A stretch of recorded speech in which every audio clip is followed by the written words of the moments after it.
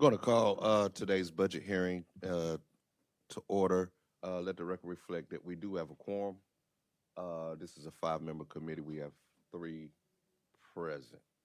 And Councilman Griselle is joining us virtually. We're going to Good start. morning. Good morning, Vice President Griselle. We're going to start this morning with the Department of the Municipal Clerk.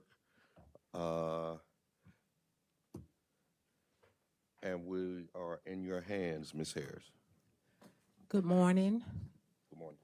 Chair Councilman Banks and Councilman Foote and Councilman Griselle. Um, I have made my budget presentation to reflect the request of the council, and we're going to get right into it. We're going to start to let you know the services that we provide that bring revenue streams to our office. We do passport photos, TSA pre-check, TWIC cards, hazmat, birth certified passports, and we provide notary services.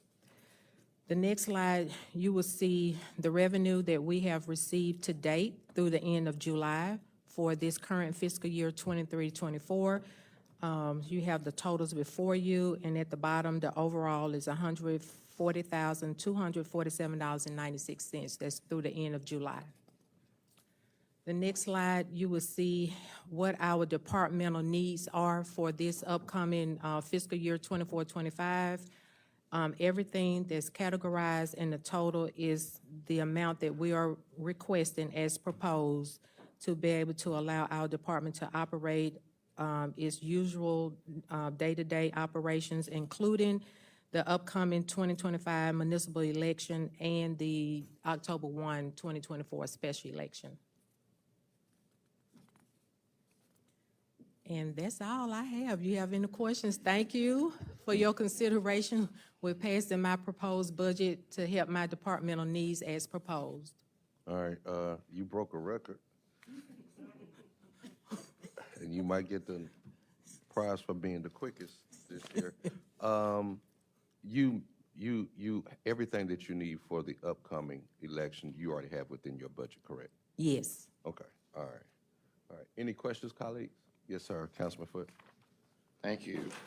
Thank you for your presentation so far. On the second page or third page, you go through your revenue so far this year through the end of July, and it shows, I guess the number you quoted was 140,247. Is that correct? Yes. So, and you hopefully you'll get some revenue in August and September too. Yes. It's just that whenever we have the budget presentations, it's always in August. And so we don't Sure. always have Yeah. the totals yet until the end of August. Okay, so my question is, you turn to the next page, and it's got the proposed budget for the city, for us to cover your expenses. Where does, what are your, the revenues you've got, where do they show up in the budget? So you want us to pay in 1,252,568, that's your expectation. Correct. So And so where does the $140,000 go to? that money goes straight to general fund. It's not reverted back to my department. Okay, so I guess my question is, let me ask a couple more questions. What are your expenses related to the revenue you generate on these different items of photos, TSA, passports, and notary services? The expenses is just the salary for the deputy clerks to perform these services. Okay, so I mean, do We you don't- have a dollar number on that? Oh, tell me what their salaries are?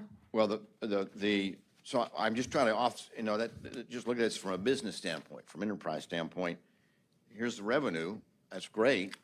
What are our expenses that we have on the other side of that to generate those revenues? I mean, is it 150,000? Is it 100,000? No, so along with the revenue that we bring, the deputy clerks that work, they have other responsibilities Okay. as well. This is Okay. just in addition that we bring. if we didn't have this revenue coming in, we still would have the deputy clerks performing the day-to-day statutory requirements that's required for the municipal clerk and deputy clerks to do. Okay. So where does it show up in our budget book? I don't have my budget book in front of me. The 140,000, where does that show up in, under your line item? Where does that show up, Mr. Mellenbeck? Yeah, so Councilman Foote, all the revenue that comes in is general fund revenue. Okay. And so if you look at, I'm sorry, I didn't bring my book. okay, yeah, and I'll give you. Tell me what page. 224, I think. Okay.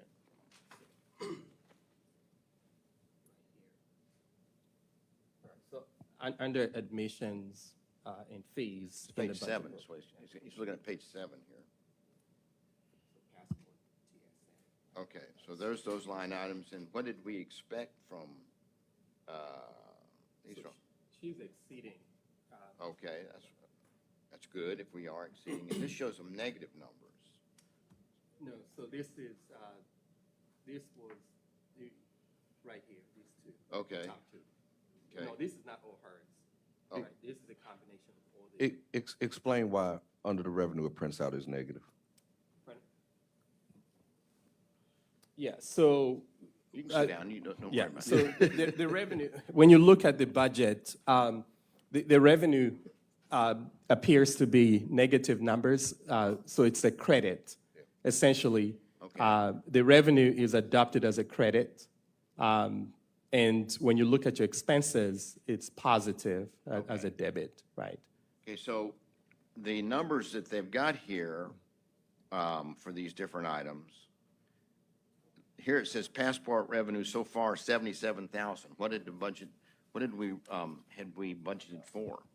Right, so for FY '24, for passport, the projected to bring in $72,000. Okay, so that's But- over that Right, now. so Okay, with 2 months to go. this through August 9th, they were at 91,500, which is Okay. outperforming. Sure, yeah, Yes. okay. How about these other lines? That's the biggest one, but then there's, what about TSA, so, TSA? No, that's because you sell people who want to get on the, some kind of special list. They don't have to wait in line, right? So you sell those. Yeah. Do you have to pay TSA some of that money? No, we get a portion. Get a portion. Yeah. So this 39,000, is that the portion? Yes, that's up through June, because we receive a check every 45 days. We have not received our July payment yet, so that's why you got NR there, means not received. Oh, okay. What did we budgeted for that? so for FY '24, the budget for TSA was $33,395. So we're ahead of that, too. Right, through August, Okay. which is after her report, Yeah. it was at $52,500, $258. Okay, very good. I just, I wanted to know how it's all was accounted for. I didn't question the work you're doing. This is good. So you exceeded it forecast. So are you forecasting for next year on the revenue side? Have you made assumptions for what you expect to get next year? With this, we really can't tell because we don't actually know how many people for the TSA facility. They have to go online to make appointments, and we do take walk-ins as well. So it's kind of hard to tell, but since we've been enacted since 2020, we've been doing pretty well. It just amazes me, all the amount of people that come in that need TSA, need TWIC cards, need these services that we provide. They come from different parts of the state Is that right? to our facility. So there's nobody else doing TSA other than City of Jackson? Vicksburg. Vicksburg, okay. But if you, depending on, what part of the state Sure. you live, is closer for them to come to Right. our facility versus Vicksburg. I got another question here. For the special election we're getting ready to have, that we set up the dates for, how much does that cost for one ward like that? Well, it all depends upon how you want to conduct the election. So the way that we're going about doing it is we're going to do paper ballots versus the machines. So what they're going to do is when they go in kind of like we did with the CID election we did in 2022. They're gonna, the ballots, they're gonna go in, make their selection, they're gonna slide them into a locked ballot bag, and at the end, at the conclusion of the closing of the precincts, we're gonna bring them all back, and we're gonna rent this big 850 scanner from Hayes County that's gonna run them in. It can run like 500 ballots at a time. So how much is that gonna end up costing the city? Well, I'm not sure. I have a meeting this afternoon with the Hayes County to discuss that, and preferably they'll be favorable with us and, not charge us a lot. So we're looking to be able to conduct this entire election for under $10,000. Really? It's pretty cheap. Okay, as long as you get it right. Oh, most definitely. Thank you. Just one question on your passport credit cards. I see the months of October, November, December, where there's revenue, and then I see it zeroed out. Is that because you don't have an on-site scanner? Yes, so the current system that we had, when the Tyler Munis had an update, the current credit card machine that we had was not compatible, but I think they just went through negotiation. We do have one now. We just received it one day this week, so we have to go through training and get it set up, and then we'll be able to provide those credit card services. Okay. All right. Any questions, Vice President Griselle? I have none. Thank you. All right. Any other questions, Councilman Cook? No, sir. All right. Thank you so much. Oh, and I think I do have some of my staff here. I would like for them to stand. Okay, so we have, of course, Pamela Palmer, Jernigan Cassidy, which is our records manager. My newest deputy clerk, Brandon McGee, and then we have Verna Richard, which is my passport clerk. Okay. And this is everybody? I thought you had No, some. Maurice, he may be over there, because we still have to have someone to answer the telephone. And Nagokia is working at TSA, so she's not able to come. Okay. All right. Thank you so much. All right, thank you.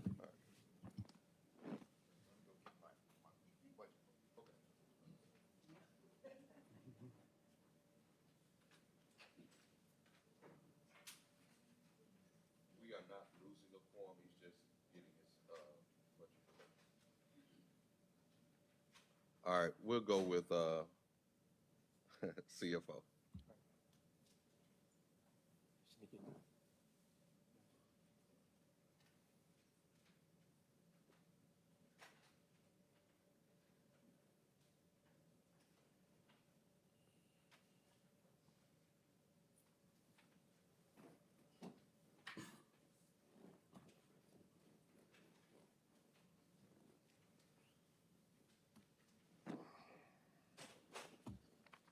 And just for the awareness of the public, I know it's listed separately, but under the CFO is also the Grants Management Office, so they'll be going together. All right.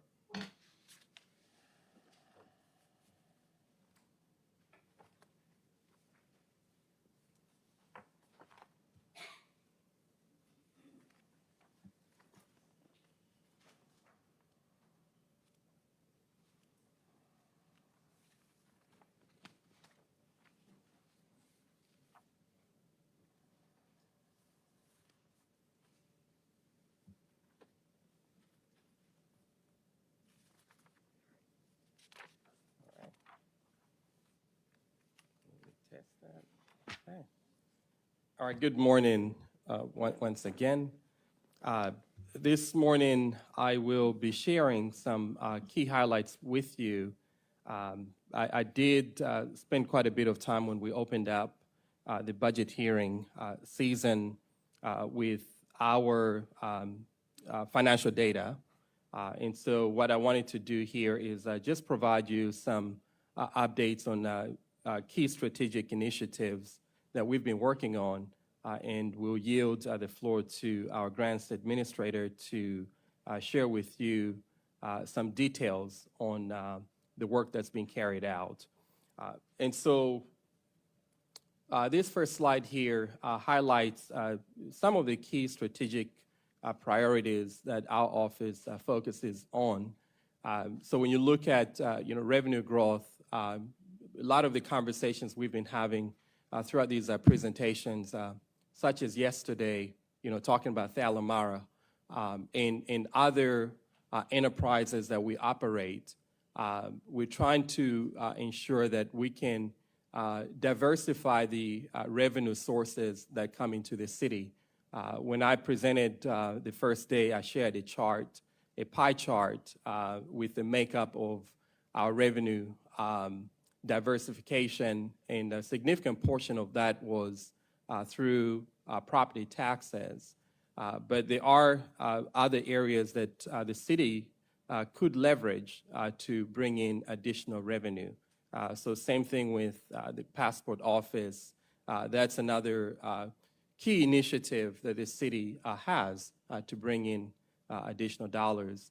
And when we look at cost optimization and operational efficiency, part of what I'll be sharing today really ties that work towards the operational efficiency that we're pursuing. And also from a cost optimization standpoint, is working with departments to fully understand their budgets, right, and the budget forecasts.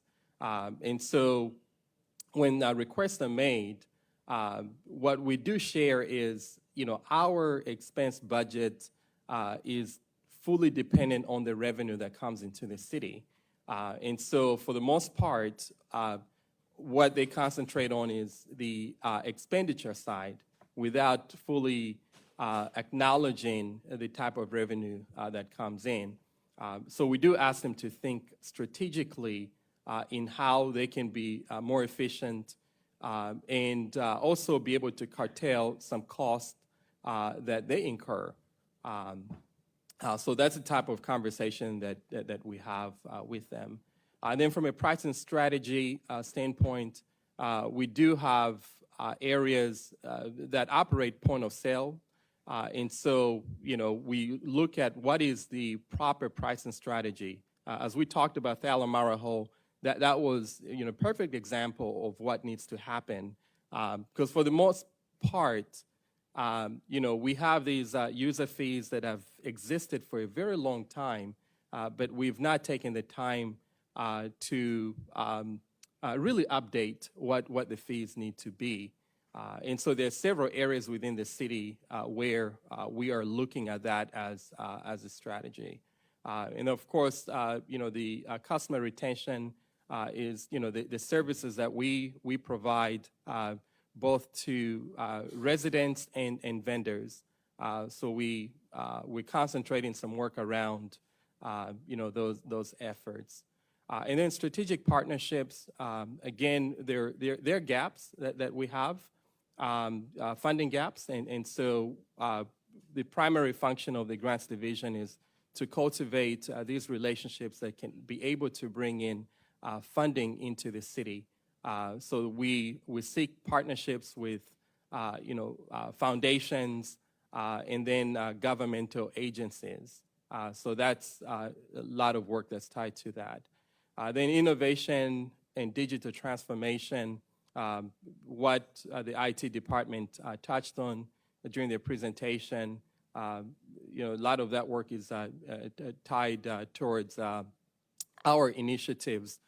And so the question was asked about, the passport office not being able to transact, electronically with credit cards. And it was the same thing with, the zoo and other places. And so the emphasis is in the innovation and technology that we need to be deploying citywide. Then financial management, this is where we look at our debt structures. This is where we're looking at, efficiency within our financial management. This is where you look at a lot of internal controls that need to be improved.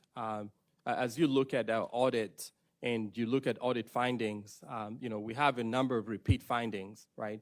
And so we look at how we'll be correcting that and what the proper framework needs to be. to enable us to mitigate those issues.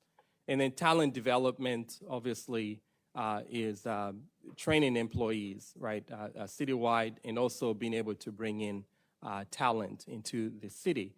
So there'll be a slide that actually does touch on that. The other areas I don't expound on because I wanted to shorten the time that I have before you this morning. And so some of the operational efficiency pillars that we're looking at, conversations we highlighted late fall about, late invoice payments and so forth. And so we made a lot of efforts to mitigate those issues through the engagement of the Government Performance Lab from Harvard Kennedy School. And so, in fact, I'll move to the next slide to touch on that. So the Government Performance Lab does help institutions transform their procurement and contracting efforts. And they mainly concentrate in providing efficient and fair, results-driven, equitable, and strategic methods in helping municipalities. And so we started the engagement with the Government Performance Lab in March of 2023. There were a series of steps that we had to take before we even landed the fellow, Brent Westergran. He joined us, I believe, in late July, early August of 2023. But prior to that, there was some work that needed to be done to enable us to get there. And then upon his arrival and the other support that comes from the Kennedy School, we were able to begin identifying the challenges that we're having within our procurement system. We did a lot of process mapping to fully understand where the bottlenecks existed. And then from there, we were able to triage those challenges and come up with solutions of how to mitigate the challenges we're faced with. So as you can see, late December, through present, we are in the project implementation phase, and we'll touch a little bit on that work. So when we looked at just the issue of late payments, we wanted to understand what was the genesis of that, right? Where did we have the challenges within departments and divisions? And then, we started looking at how we needed to provide the proper support for those employees that were carrying out that work. And in doing so, we had to embed, the equity lens for folks to kind of understand, the general makeup of the city of Jackson, which has a Black population of about 85%. But then as we looked at minority participation, right, that was, less than 14%. And so we wanted to emphasize to our folks that, this is also part of the economic development, right? How do you support institutions that are within the city, and how can we help build their capacity? And so that was embedded in that. So the early adoption work that GPL really engaged in here was, to begin putting together a procurement list. There was a lot of ambiguity when it came to, understanding the processes, right? We talked a lot about where we were falling short, was within, different departments, different divisions. And so we through the process mapping, we saw that, our system was so fragmented. And folks were not, very clear on what the real processes were for the city. And so, wanted to create this uniformity in terms of, what the expectations are, what the procedures should be for, for the procurement system. And so the team put together, this list. When you get a new person, at least they can understand, they can reference the guide and understand the different steps that need to be taken. As we met with employees, we would hear a lot about the frustrations, right? When we would go to a division, right, they might complain and try to, blame somebody else. So, for example, when they put in a requisition, right, once it went through the workflow, it got to the purchasing division, it was rejected, right? In most requisitions that went to purchasing department, about 30% of them were being rejected. And so, that became a long and tedious process. So we put this checklist together so that everybody understands, right? There's no ambiguity, right? When I send in my requisition, the story should not change, from the last time I submitted, these documents. And so with this checklist, it's coherent, right, and consistent. So that was, really good work that was put in. Then the other piece is the professional services policy that we've been having conversations on, and that will be coming before this body for adoption. So, as we look at, commodities, there is a statute that governs, the transaction process for that, but not, for professional services. And so we wanted to create a policy, again, with the spirit of trying to ensure consistency. So this will be, will be one last phase that we get completed, once it's adopted, and we should be expecting, just more efficient processes as we move forward. I've put out a slide here. I know, Councilman Foote, you did ask, you've not had the opportunity to receive that particular report from the survey. But again, this is just some additional data that we were able to gather. So, in January or in April, right, you had roughly about 5,400 registered vendors within the city of Jackson. And what was alarming to us was to see the number of vendors that were on direct deposit, ACH, right? It was only about 7% of our entire vendor population that was on ACH. So through some initial work, through April, that number increased to 11%. I've not received the updated number to see where we are. Ideally, we'd like to get all our vendors on ACH.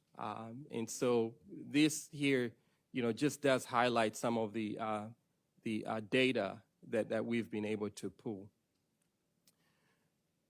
So training, right? As I mentioned, we want to focus on training.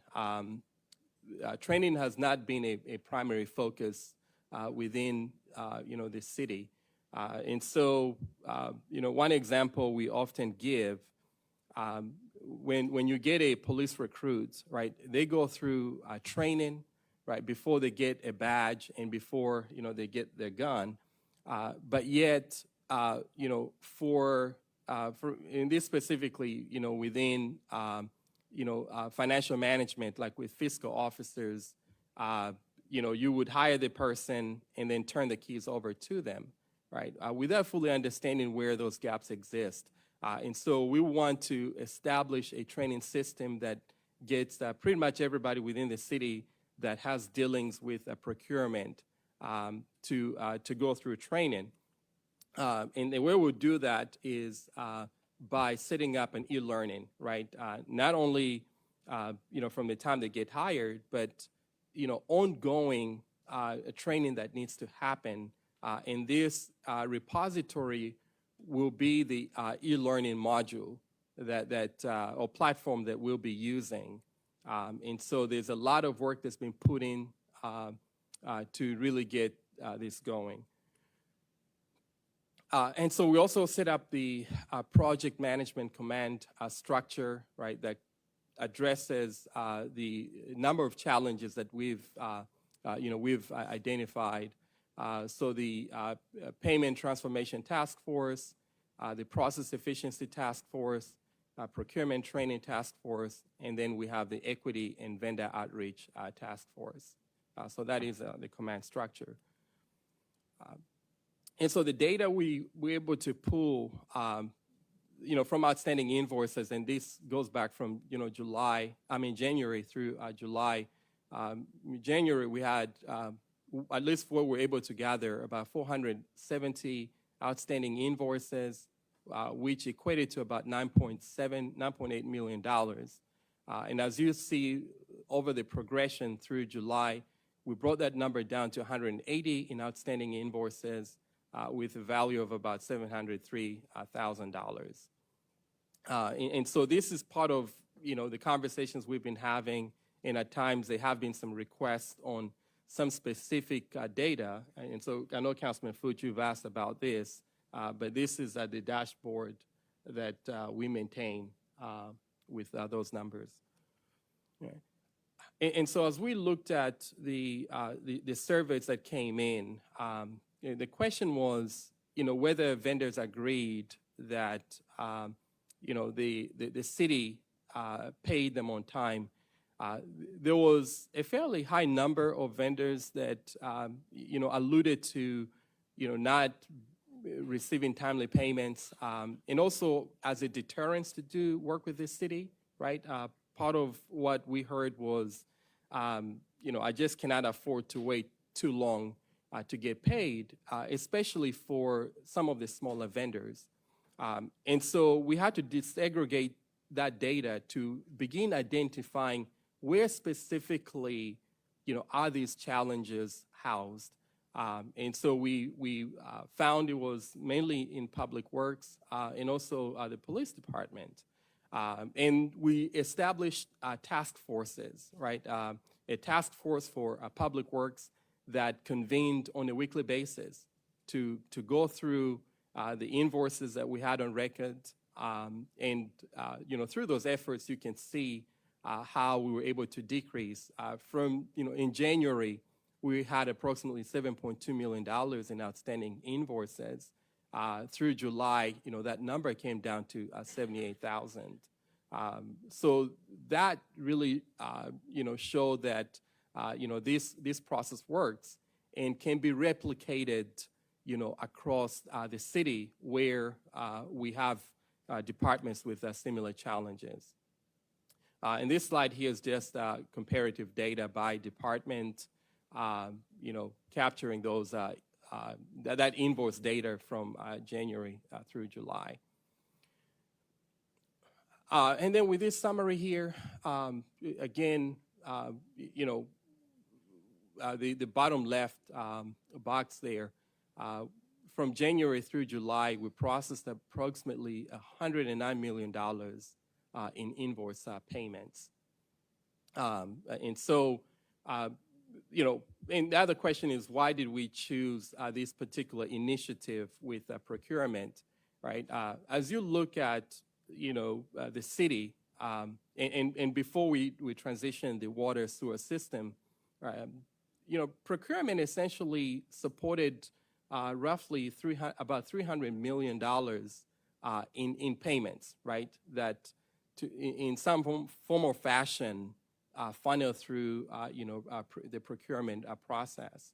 And so that's a huge spend, right? And that's where we were having the most significant challenges. And so with really focusing in on that, we've been able to see the progression over time. And so, I want to applaud all who have been involved, including the city council, right? Because you ask hard questions, right? And you put out challenges, right, for this to get fixed. And so, you know, we're glad to be able to report this progress. So next here, going to the grants division, and again, you know, 3 areas of focus, which is in administration, in funding acquisition, and then in grants compliance. I'll touch on the grants compliance portion, and then we'll yield to administrator just to share some high-level points on the work that's happening within that division. And so, as we look at, you know, just the grants that come in, primarily these are agency, you know, grants. On the JPD side, and I do have some detailed slides that actually delineates a lot of this information. When we look at some of the grants that come through the Jackson Police Department, on average, we're looking at a spend rate of about 45%, right? And so how do we begin to highlight this in a way that we improve in the execution side of things, right? I know there are a lot of requests that are, yes.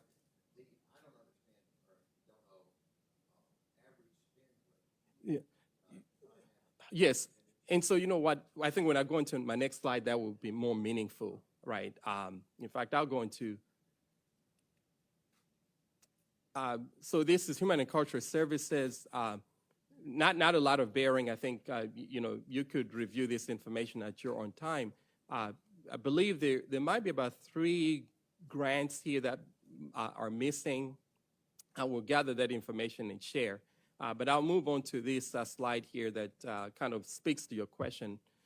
So when you look at the amount of grants, right, that come into the police department, right, I will look at, let's say the second line, right, the 2020 SACI, right, grant, $1.17 million. They expended $750,000, right? $428,000 remaining. So the spend rate there is about 64%, right, of what was received, you know, how much has been spent, right, thus far. So, you know, that's a 2020 grant. By now, really, you should be at 100%. So there are some opportunities with the execution. The danger you run into with some of these grants, so you do get extensions, like if you look at the close date is 2025, but the issue you run into, most of them might be like 3 years. If you don't expend those funds within that time frame, you have to send that money back, right? Which is, one, not good, but the other piece, if you're allowed to keep it, as you get subsequent awards, they look at the history, right? So if you're asking for $1 million, but within the last 5 years, you've only spent $100,000, we won't give you $1 million. We might give you $100,000, right? And so that's why it's very important for us to highlight these conversations. And our grants compliance office is being charged with making sure this information is brought forth, right, to the administration, so we can have those critical conversations. Real quick, while you're there, how is that being done? How is that being done? Yes, you said that the grants division basically ensuring Yes. that departments are understanding how is that being done or enforced. Yeah, so one is having a dashboard, right? So collecting this data. And when you look at this data, now you can actually identify within that department who has had the responsibility. And so, you know, one, again, a director might not necessarily be in tune with everything that's happening within, you know, that department. And so they might not even know. But now when you highlight, so for instance, having a conversation with the chief to say, hey, chief, look at how your grants are performing, right? There is an opportunity. if you're going to ask for, hey, Dr. Mari, how you doing? Welcome back. Yeah. So if you're going to be, you have certain needs, but you might not know you actually have funding here, right? So having that conversation with, the director, with the administration, we can begin highlighting this, right? So that's how, I guess the question is, have you already implemented an internal procedure or some type of policy that ensures that there's the level of accountability necessary? yes. So we have a new policy, right? Okay. And what the grants team was doing actually convened departments, right? Started providing the education, one to directors, and then going out to folks that specifically deal with grants within those divisions, right? And so that's what the grants division has been doing. So they're in the educational phase now. Right, the policy has been Okay. disseminated, right? They've had the meetings, and also making sure that they become the clearinghouse. So when approvals are brought before this body, right, it needs to go through them because they have to look at, does this grant require a match, right? Has finance really booked that match in the system?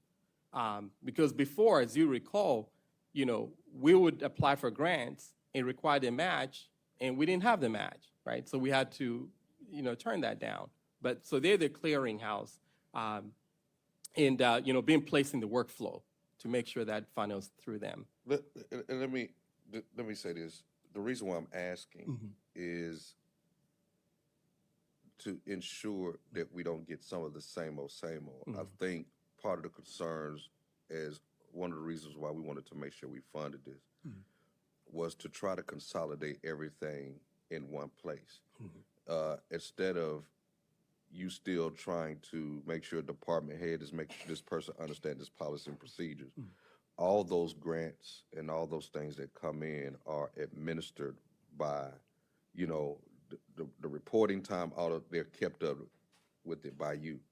And so I guess my question is, are we leading to that? Is there a phase process? Because right now it seems like you're doing this and you're creating this, but then there still might be some problem with people within the department in a timely manner dealing with the team you have. I think our thought was that everything was going to be streamlined and managed out of that one division. So that's true, right? It is a phased approach. Okay, it Right, is a phased approach. it is a phased approach. And there are some departments that are a little bit more complicated, right? Would take a little longer.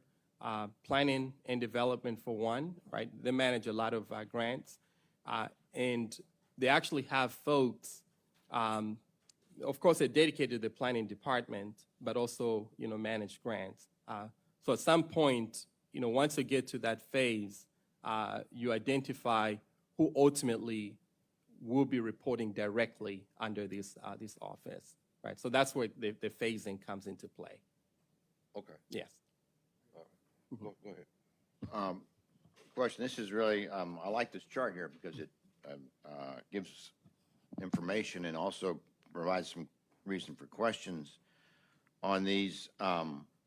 First of all, I don't know what is meant by the encumbrances line. So you've got two of these lines that have encumbrances. One's for 210,000, one's for 81,000.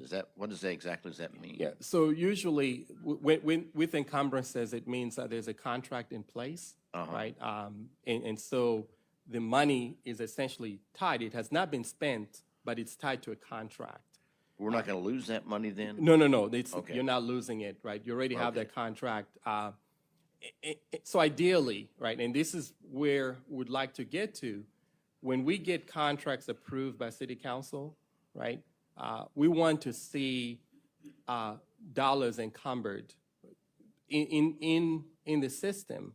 That way that that money is already tied up to a contract.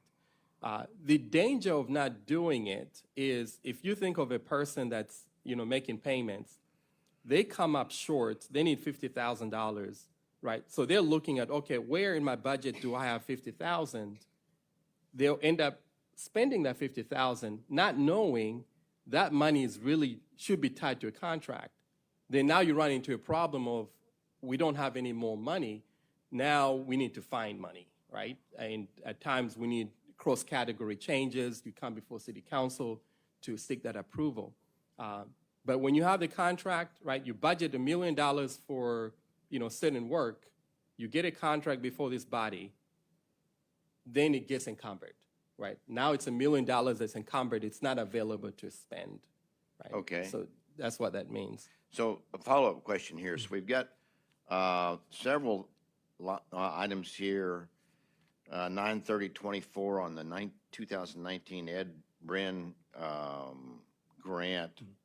There's only remaining $9,868. And then, but you go down here to 21 Ed Brin grant, there's 36,000. That looks like the close date is 9/20/34. And then there's another police traffic grant where there's $67,000 that the closeout date is 9/30/24. So those are like 40 days from now. Yes. What can we do to make sure we take advantage of those funds before they have to get turned back? Yes, and so for some of them, they would seek some extensions if they know that they cannot expend those So funds. who is it that seeks the extension?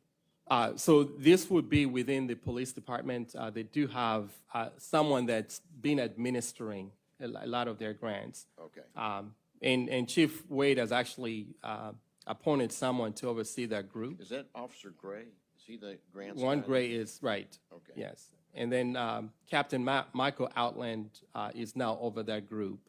And then Chief Watts, is providing the oversight for that entire, But eventually, after the phases, it they will- go. Okay. Yes. All right. Right. Okay, thank you. Sure. And then with Public Works, this chart is a little different from the previous one, and these are primarily MDOT grants.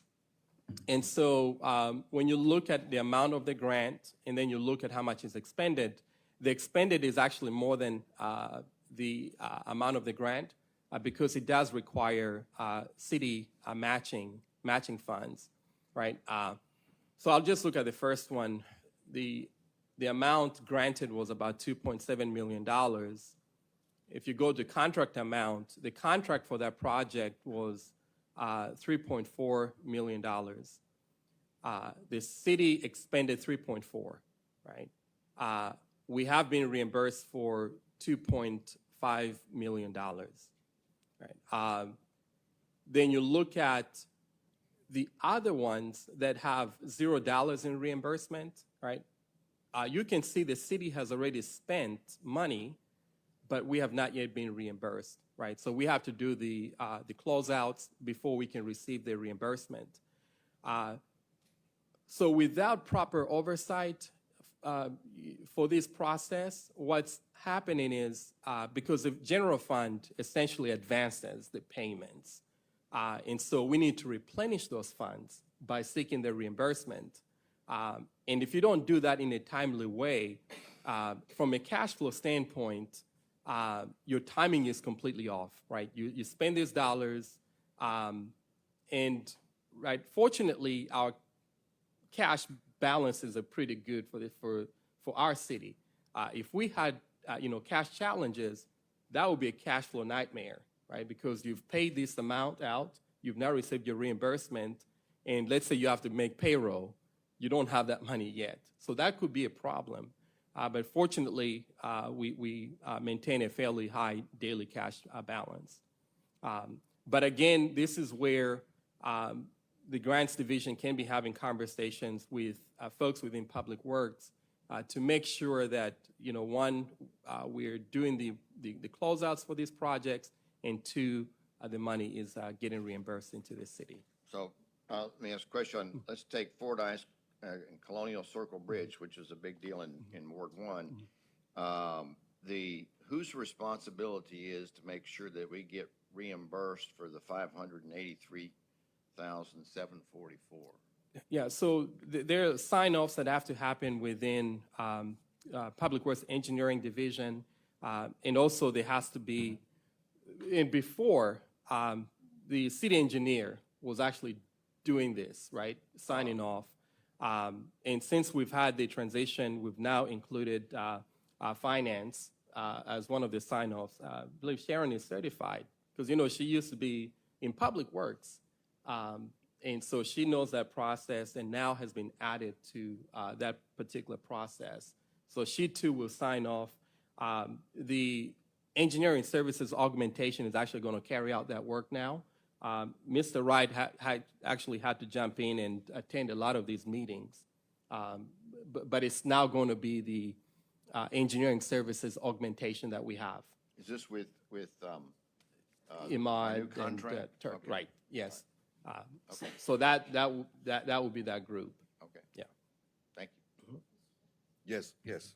President Lindsay. Yes, has that firm actually been hired? I mean, is that contract now active? Are they on the job? So last week, in fact, they came to a 1% sales tax commission meeting. So they started attending the meetings. They had been waiting on receiving the notice to proceed. And Terry had just mentioned that he sent it over to the mayor's office. I know Dr. Mario was out, and so I've not had an opportunity to double check. And what he was waiting on was, I think July 25th, you approved the minutes, right? So they had to do the statement of votes, get copies of the approved minutes to attach it, and then get it over to mayor's office for signature. Then Mr. Williamson will actually do issue. Oh, he is right here. Okay, great. All right. Yeah. Yeah. You have another question, President? Yeah. Proceed. All right. So the next here is planning and development. As I mentioned, they do manage quite a few grants here. You know, CDBG, you know, HAPWA, ESG grants. But again, this is you know, the same as I covered previously on you know, JPD. The spend rate, and then I mean the percentage of grants spent and how much is outstanding, right? Again, this is work that our grants division will be focusing in on. Again, this is the second slide.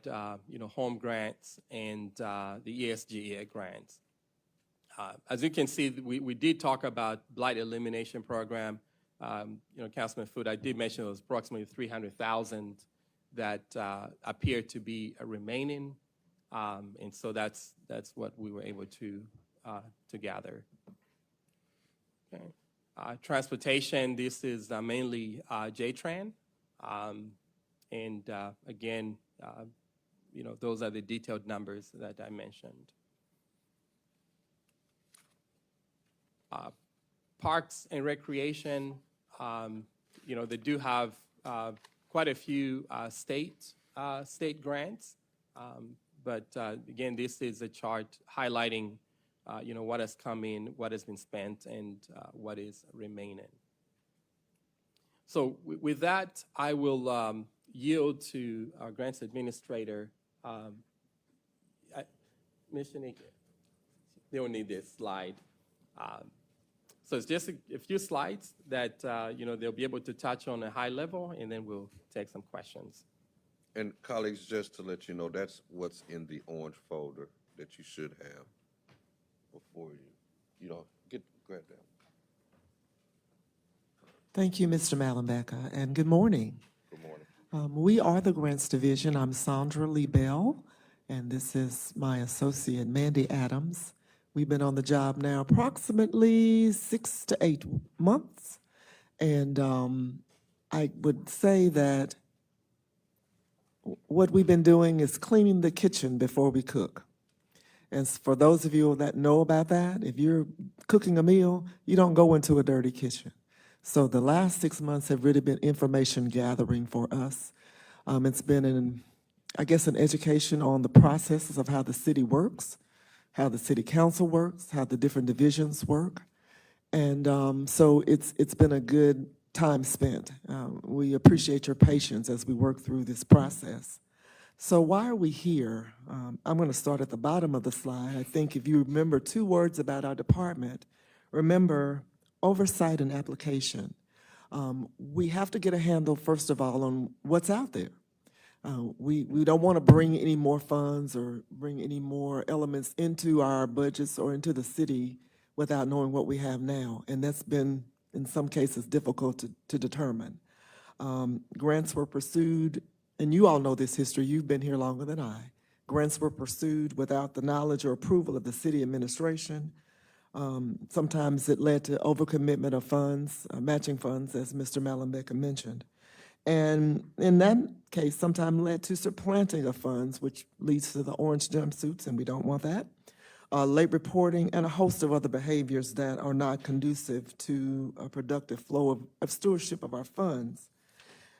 So the first task that we were given was to work on what Mr. Malambeca called a dashboard, a compliance dashboard, and Mandy's going to give you more information about that. Good morning. I feel like it's far away. All right. So Mr. Malambeca has already given a pretty thorough breakdown with the data for some of the components of our compliance dashboard. Just a very brief overview. Its core function is to identify with precision the gaps that exist. This covers a wide range of activities such as reporting. Every funding source has specific guidelines as it relates to reporting. This tool allows us to make sure that we are within those set parameters. Tracking drawdowns, as we all know, when drawdowns are not requested timely, it causes a ripple effect and has a wide reach impact. 2 of those primary areas being cash flow and budget.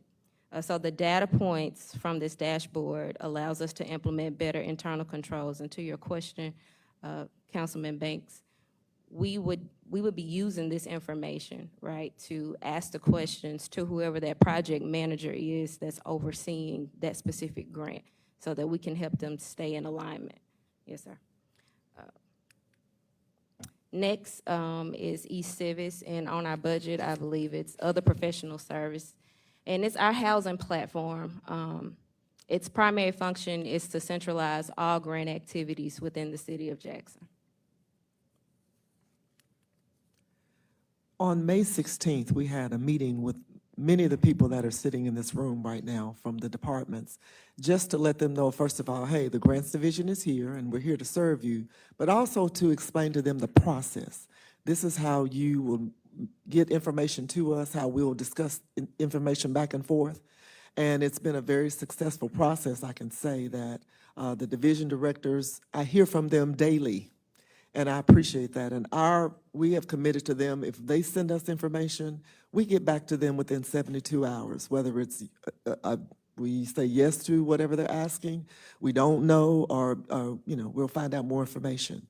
So it's been a good exchange, and I think it has shown those divisions that we are here to make sure that they remain in compliance. What we don't want to happen is for a letter to go to the mayor or to Dr. Omari saying that you're behind on a report, or you're behind on, you haven't drawn down some funds, or you're having to send money back, because that's something we don't ever want to get into. Once you get into that cycle, of course, then as you apply for new funds, then people say, well, what'd you do with the old funds? You still got, $300,000 sitting out there. And that is what we found as we've been doing our research. So this grants need assessment form is a two-way street. It allows those division directors to look at what they have and then what they need, and then for us to present that to administration to say, hey, look, there are some real needs here. And at that point, then we're looking at grants that will perhaps fill those gaps. We have many funding sources, as you saw in Mr. Malambeca's presentation. The funds are there. That's one thing we do know. The funds are out there. As we've talked to individuals, they are willing to work with the city of Jackson. The thing I hear the most is we awarded funds back in 2000 whatever, and you sent the money back, or we awarded funds and we didn't get the reporting as we needed. So that's where the oversight, that we're going to be doing as a department. We want to put every single grant that comes through the city of Jackson on that compliance dashboard. It's going to give us a way to reach out to those departments to say, hey, you've got a report that's due in 20 days, or you've had these funds awarded to you through the council, but you've only spent 10% of that. We want you to spend the money early, because in many cases, as you may know with grants, the earlier you spend the funds, as other funds become available, they reallocate those funds to people that show a real need. And so that is what our department is primarily tasked to do, is to make sure that we're knowing what we have, we're spending those funds, we're reporting as we're asked, and we request additional funds as we need them. I won't read through this slide. You can, you'll know a lot of these different departments or divisions or federal agencies, but I saw a few of you all over a couple of weekends ago at Congressman Thompson's Black Caucus event. It was important for Grants Division to go. That was something that we did on our own, because we felt like it was important for people to know City of Jackson has a Grants Division. We wanted them to put a name and a face together. We had an opportunity to meet with Congressman Thompson. We met with Corey Wiggins, Dr. Corey Wiggins there, who is going to put us in touch with other agencies. And so I think it's a relationship that we're trying to build. I'm an emergency manager by trade, I guess. And what you do, you prepare for an emergency before the emergency occurs. And so by building these relationships now, as we go to ask for funding, they will say, oh, yeah, we know Ms. Bell. Yeah, we know Ms. Adams. And we know what they're trying to do there in the city. And we know that they're good stewards of what they're doing. And so these funding sources, we will beat the bushes for the funds that are available. There are funding sources on the next slide that have been identified by department. Just one. Yes, sir. One, I don't know who took the initiative, but I want to commend y'all for being at CBCI. It was good to see, the division, and then to kind of watch and observe, because I did observe the conversations and, pulling Warren to the side and all that other kind of stuff. Absolutely, absolutely. But if possible, I think it's also valuable to be a part of NLC.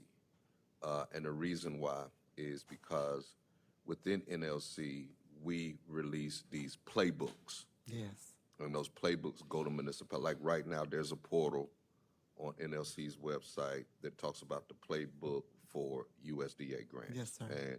And we've talked, and I've given the information about the new urban initiative that they just started. And I think they still got that September deadline. But I just want to commend you all for showing up and being present. And, hopefully, Dr. Omari, they can take advantage of some of the things that NLC provides, since we are a partner city. And then still update the names of some of the staff members that are members. But go ahead. Yeah. So with NLC, and that was not mentioned, so the NLC does a boot camp. Right. Right. The and- infrastructure boot camp? Yes. Okay. And so Ms. Bell had, and you can speak to that, just some I am conversations enrolled about- in that boot camp as we speak. Good. So I'm familiar with that, and also Ms. Adams. So we're trying to get, and we appreciate the feedback. Please let us know, like you just did, places that we can look, because we don't know everything, but we'll find out anything that you put us on the trail of, we will find out about. We're excited. We're excited to be involved with that. And I know we'll yield some results. It's going to take a little time, so we ask for your patience, but we are working every day. Good deal. You proceed.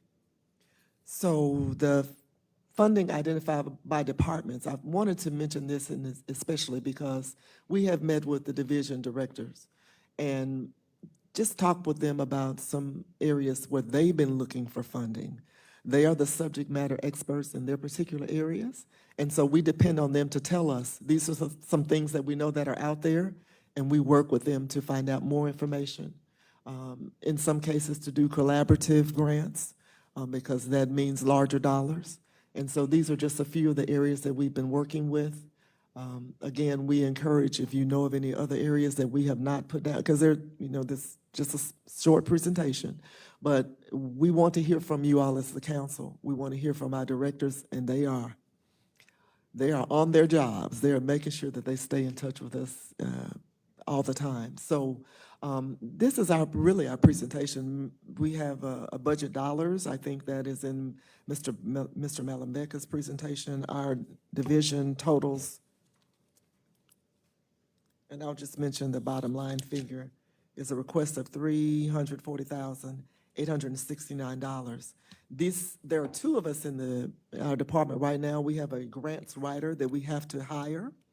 We are hoping to begin those interviews right after budget season ends for us next week. And so that person would be, as we're looking at kind of oversight with me and compliance with Ms. Adams, that person would be a designated grant writer and would work with the departments to actually, and their subject matter experts, to actually write the grants.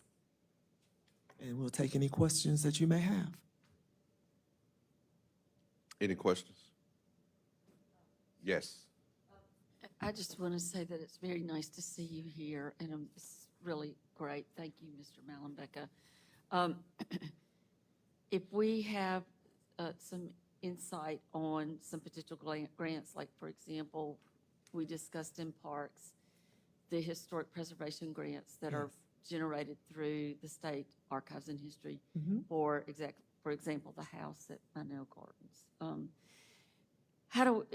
The best way to communicate with you about that kind of detail is through your email? Yes, ma'am. That is the last on this slide here. If you send anything to either of us, the S.L. Bell at Jackson or Mandy A. at Jackson, within 72 hours, you will hear back from us. We make a commitment to that. I will give you my cell phone number before I leave. Be sure you're ready for that. I will. But I will. anyway, Yes, ma'am. Thank you. Thank Okay. you. Thank you. Any other questions? All right, thank you so much, CFO's Office and Grants Management Division. Now we'll go to, well, it's general government, but this is the mayor's office. And Dr. Omari, it is good to see you. You've been in our prayers.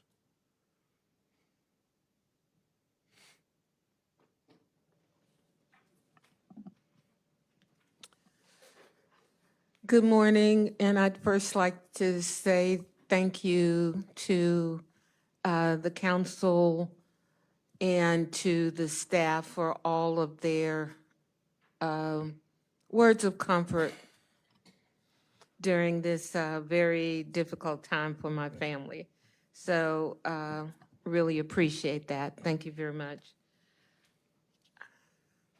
So I think there's a she emailed it. Yeah. Wait. Is this? Okay.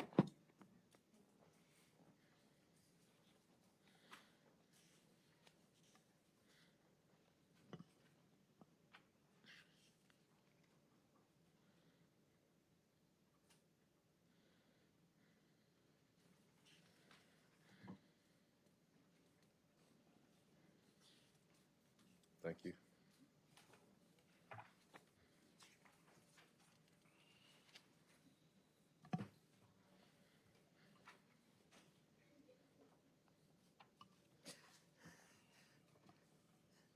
So I'm going to go ahead and get started since you have the hard copies.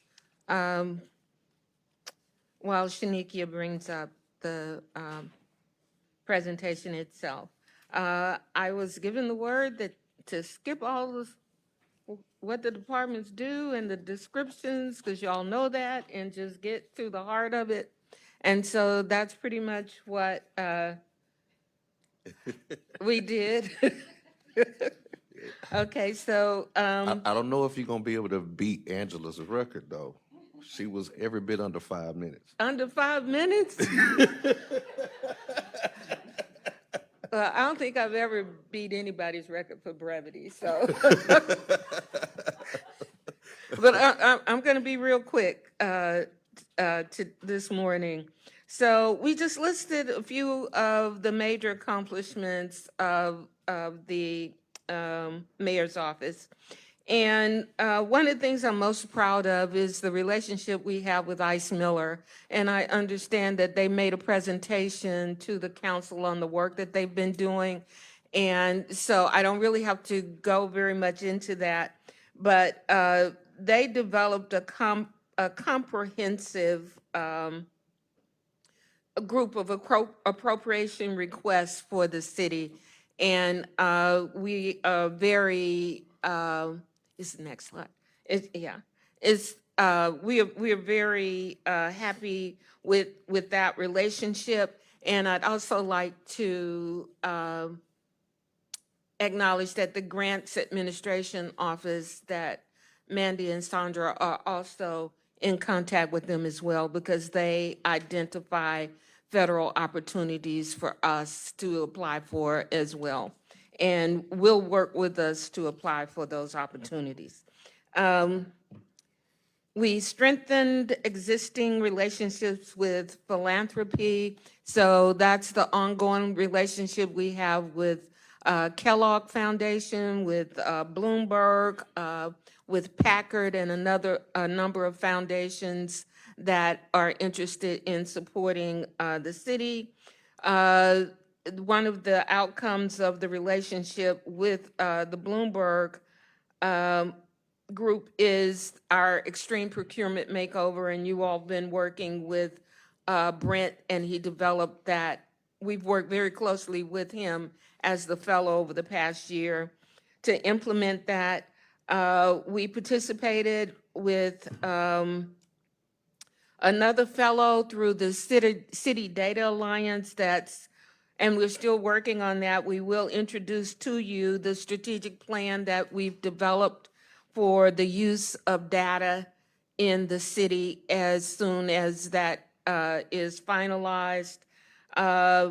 We participated in the Bloomberg Harvard's program negotiation for city leaders, and with the number of contracts we have and the other situations that we find ourselves negotiating as a city, that was very key. Our city attorney, our chief financial officer, and myself were able to participate in that program. And Jackson has been chosen as one of 25 cities selected as a Bloomberg Sustainable City.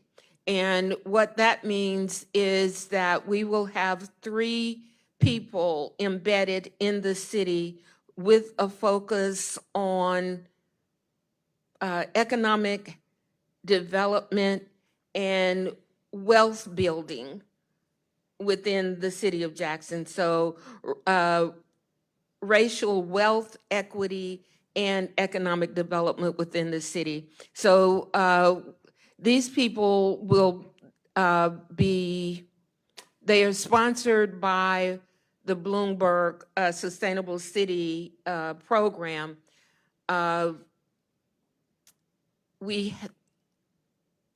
It's the city, we don't pay any money for their work, right? They come, Johns Hopkins is responsible for their salary and their benefits and those kinds of things. We provide office space,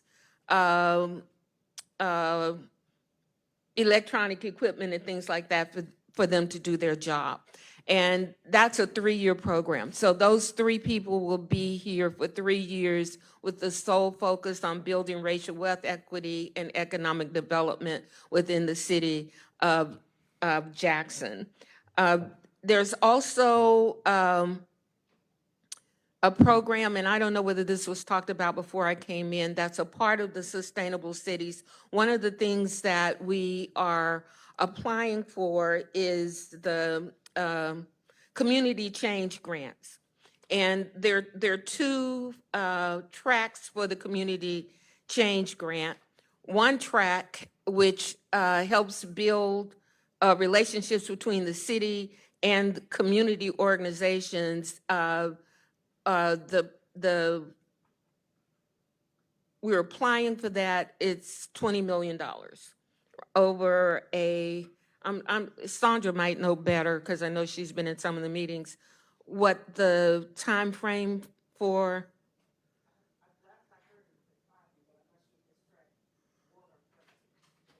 Yeah, there are two tracks, track one and track two. Track two is the one where you can plan.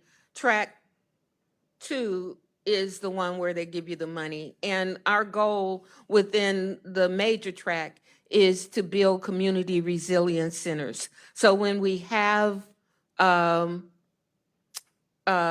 storms and things that, well, disasters of any nature, there's a place in the community that people know where they can go for shelter, for support, for wherever it is that they need. And a part of that is seeking funds to rehabilitate and upgrade some of our community centers within the city so that they can serve as those community resilience centers.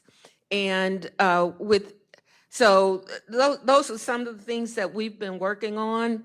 I consider the fact that we were awarded the Sustainable City Award. And then there's also money that comes as a part of the Sustainable City Grant, but that goes to community organizations within the city that we will work with. And it doesn't come directly into the city, but we feel like building that infrastructure within communities to help build and plan and develop is important. So I went off script. I wasn't supposed to say all of that. Okay, look, I'm going to be really fast from this point forward. Next slide. So these are some of the initiatives, and these are the things that we do annually, pretty much over and over again, and we get better with it every time. For communications, these are their initiatives, and you're aware of them. The next slide. PEG. These are the things that they do. The Ask Antar is, I know we've talked about it, but I don't think we've had them more regularly in the past than we've had this year. I think this year we've consistently held those. The Film Jackson Summer Camp, I think this is the third one for them.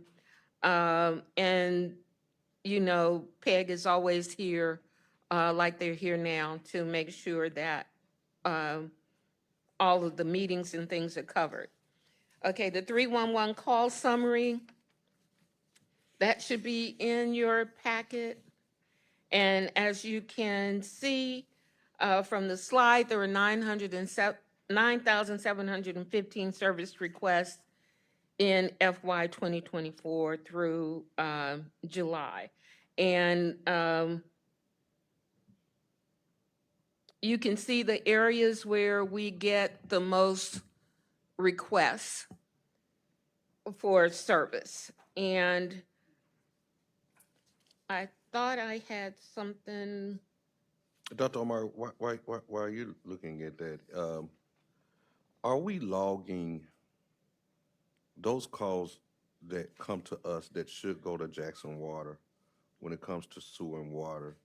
Are we logging those and just keeping that information, especially with the nature of some of the complaints, to make sure? Okay, I think you.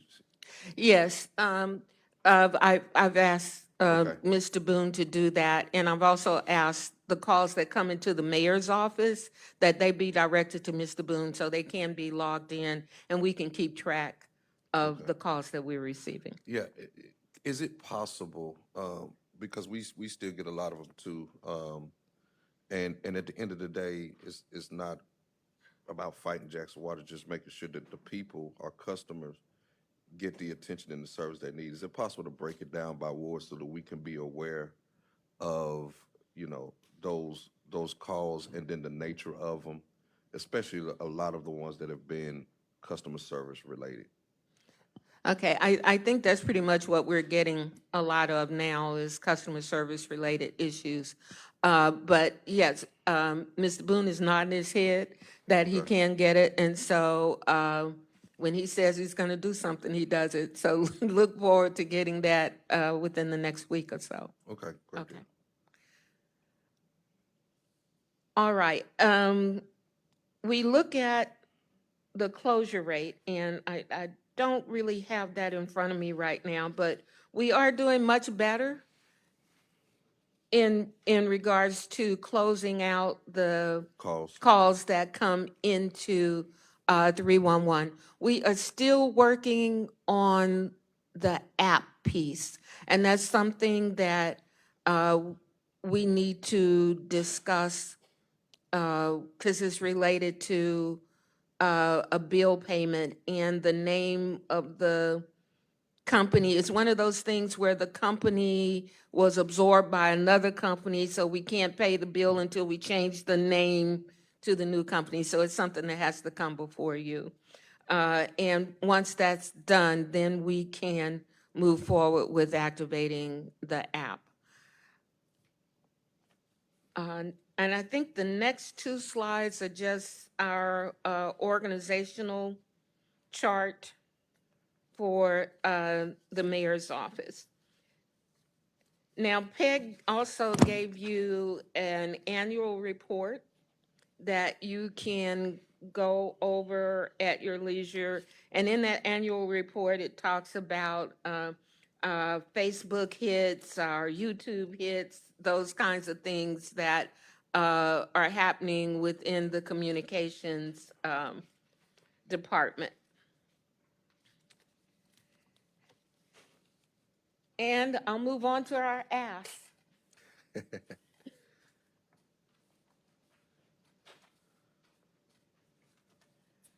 Okay, essentially what we're asking there, oh, I forgot to mention the Office of Violence Prevention and Trauma Recovery. And I see Ms. Keisha sitting out there, and I'm glad that she's here. And I'd like to give her the opportunity to talk about some of her accomplishments briefly. Did the screen black out? Well, No, that was the end of the conclusion presentation. of this, yeah. Thank you, ma'am. Keisha Coleman, Director of Office of Violence Prevention and Trauma Recovery. This has been a startup year for us, but we have been very, very involved and engaged in the community. One of our biggest accomplishments is being able to allocate grants to community-based organizations in the sum of $150,000. And that is to reduce the likelihood of violence in our city, not just violence, but gun violence and homicide in our city.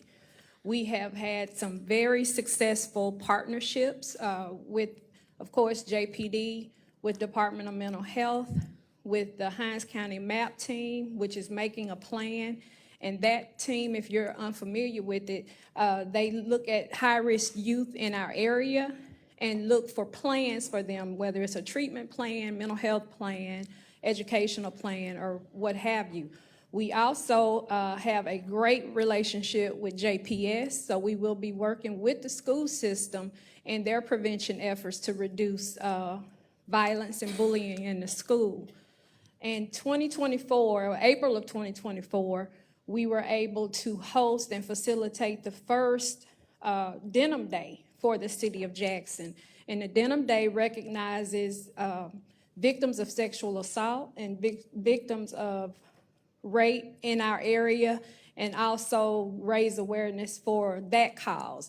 And that was the first time that the city has done that, and we had a great turnout. So that was a good accomplishment on our part. So this year has been basically building those partnerships, building those relationships, and being connected to the right people so we can work collaboratively and cohesively in getting services and resources for our children and our communities.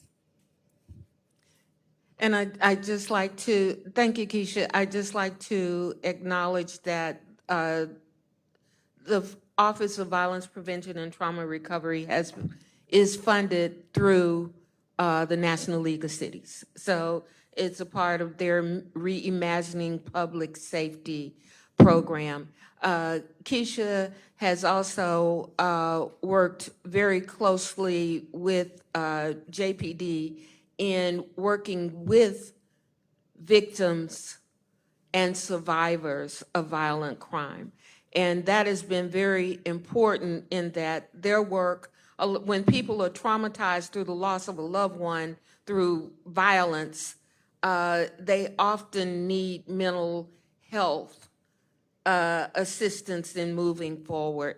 And so they've been able to refer those families to Keisha, who has been able to work with some of them, but also refer them to services that are in the community. So that's a very important part of what we're doing. Okay, so ask. We're asking for a youth engagement program budget. And that ask is $201,172. That includes salaries in the amount of $123,000, direct program in the amount of $75,000, and a PSA, a curfew PSA campaign in the amount of $3,000. This is, do you know where your children are? You know, I can remember growing up, we would see things like, it's 10 o'clock, do you know where your children are? And so we're gonna do an updated version of that to bring attention to the responsibility of parents and community for making sure these children are being taken care of and where they should be. Now, this program came directly out of the discussions that council has had regarding actually you passed the curfew ordinance.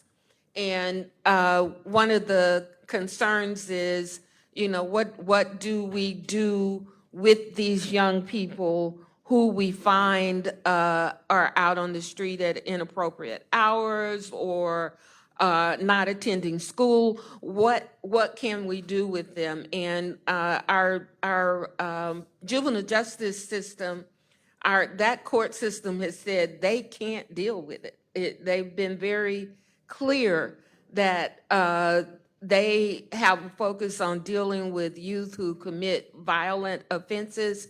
And we see this youth engagement program as, and that they're overcrowded with that. This youth engagement program is prevention, is to keep them from getting to the point where they have to go to juvenile detention into the juvenile justice system. So that's one ask, and that program budget would be run through the Office of Violence Prevention and Trauma Recovery in partnership with Jackson Public Schools. All right, so the 3,000 for the PSA, that goes under communications? Well, Or are you asking I guess for it? we were asking for it for the office to develop the campaign, but I'm sure she would do that in conjunction with our communications department. And then the 201K, that's the youth council? Yeah, that's the youth engagement program budget. Now, the youth council piece could go Yeah, in this, because I know that they came before council. yeah.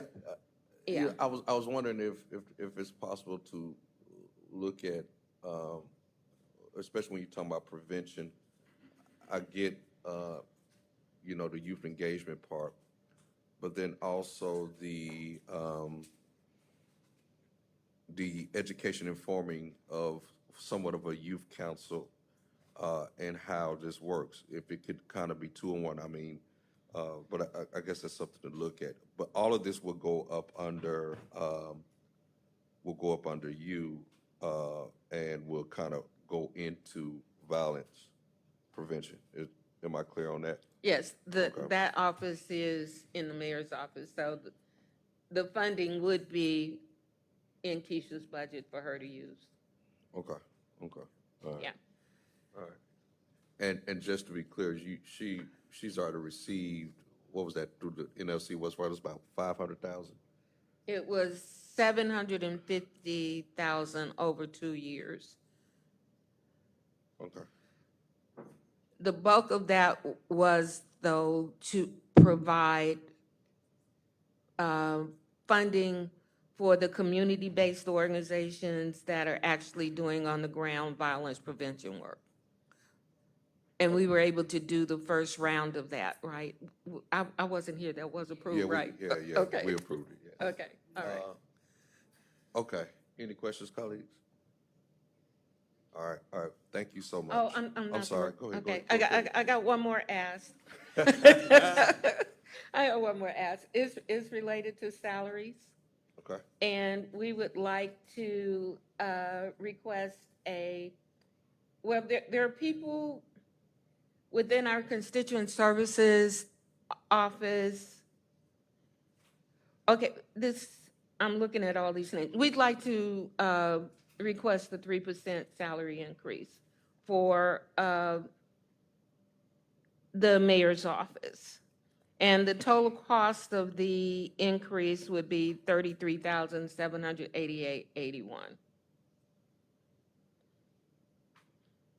33,000. 771. Let me ask you this.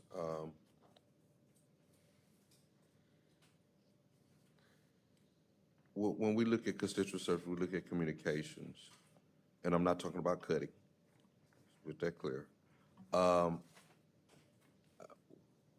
Most cases, when you look at constituent service, you look at the amount of communications that they do as well. Even though with your communications person, they'll communicate more directly with the media and social media and stuff, but then the constituent service part is, communicating, which should be the same info to constituents. We still have a standing ordinance that calls for constituent service and communications as a separate department. Is it possible, and I'm looking at Sharon, if we were to go back, because it seems like in some place, in order for it to work in 2024,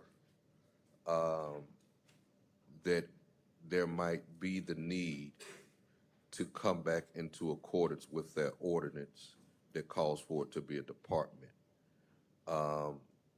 which means that it goes back to a director, but then it has the opportunity to even seek some of its own funding outside of just the mayor's office, but it has opportunity to seek some of its own funding as a department, especially when you live in an age where there are a lot of communications things. I'm sure there are a lot of funding opportunities for PSAs and all that kind of stuff, and making sure that people that don't have iPhones, smartphones, some don't have TVs, can get the word, mailers, all this other kind of stuff.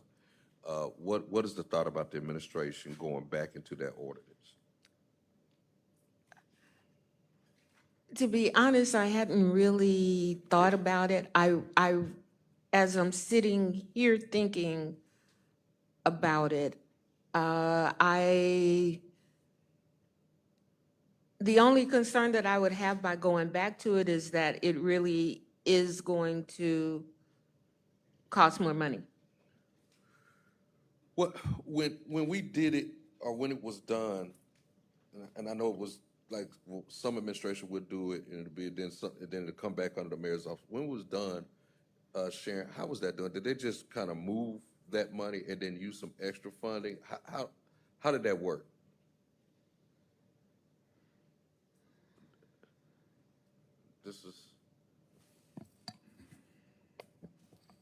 The budgets got moved with it wherever it went back and forth. We just moved the budgets into wherever it was going at that time. But she is correct. We would have to put a director if we make it back a department. Okay.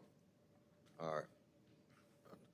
Maybe we can have some conversations offline about that, and then the benefits of it, especially if it gives them opportunity to gather more revenue for communications, especially to those that might not have it easily accessible. So I think that's worth the conversation. Colleagues, any questions? All right. Thank you so much for that presentation. Next we have This is everything except for Public Works.